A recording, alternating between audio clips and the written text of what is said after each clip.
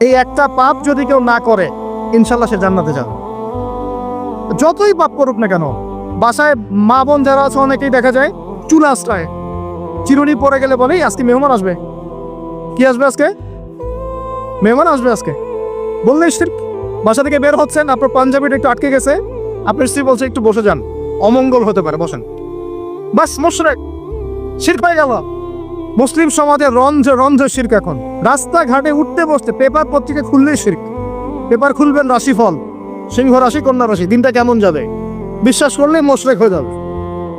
রাস্তার পাশে টিয়া পাখি দিয়ে ভাগ্য পরীক্ষা করছে, হাতটা দেখে নেন তো ভাই কি আছে, বললেই শিরক হয়ে যাবে। আংটি বিক্রি করছে, আংটি বললেই রোগ ভালো হবে, হাতে দিল রোগ ভালো হবে এই উদ্দেশ্যে, মুশরিক। হাতে দিয়েছে রোগ ভালো হবে, আমার ডায়াবেটিস ভালো হয়ে যাবে, বিসমিল্লাহ, ব্যাস মুশরিক, নাউজুবিল্লাহ। এই আকীদা নিয়ে পড়লেই মুশরিক। মুসলিম সমাজে অহরহ শিরক আছে। আর আবু জেহেলের যুগে কি ছিল ভাই? আবু জেহেলের যুগে অনেকদিন বলেছি মেজর 5টা সমস্যা ছিল। কয়টা?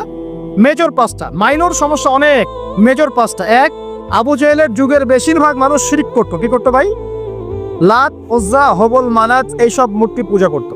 এখন হয়তো মুসলিম সমাজে এটা নাই ঠিকই, কিন্তু মুসলিমরা এখন কবর মাজার পূজায় শুরু করেছে, করে নাই? মুসলিমরাও এখন নেক্সট সুরতে ধোকা খাচ্ছে।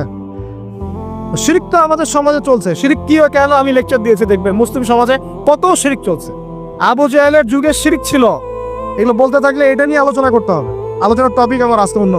আবু জেহেলের যুগে কি ছিল ভাই? শিরক ছিল, সমাজে রঞ্জে রঞ্জে শিরক ছিল। এখনকার সমাজেও শিরক আছে। তারা লা ইলাহা ইল্লাল্লাহ না পড়ে শিরক করতো, আমরা পড়েও শিরক করি। আল্লাহ পাক আমাদের সবাইকে শিরকের পাপ থেকে হেফাজত করুন বলিয়া। এই একটা পাপ যদি কেউ না করে ইনশাল্লাহ সে জান্নাতে যাবে।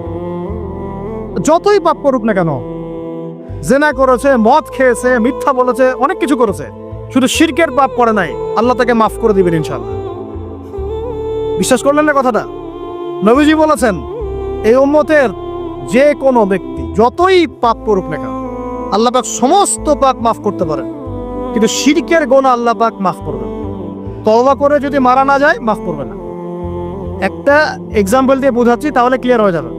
মনে করেন কেউ একজন জেনা করেছে, তওবা করার সুযোগ হয় নাই, মারা গেছে, নাউজুবিল্লাহ। এখন আল্লাহ পাক কিয়ামতের মাঠে এই জেনার পাপটা মাফ করে দিতে পারেন, যদিও সে তওবা করে নাই। যদিও সে তওবা করে নাই, আল্লাহ পাক এই পাপটাও মাফ করতে পারেন। কিন্তু একজন ব্যক্তি শিরক করেছে, তওবা করে নাই, কিন্তু এই অবস্থায় যদি কাল কিয়ামতের মাঠে আল্লাহর সাথে সাক্ষাৎ করে, আল্লাহ তার গুনাহ মাফ করবে না। এই শিরক আর অন্য পাপের এই হলো পার্থক্য।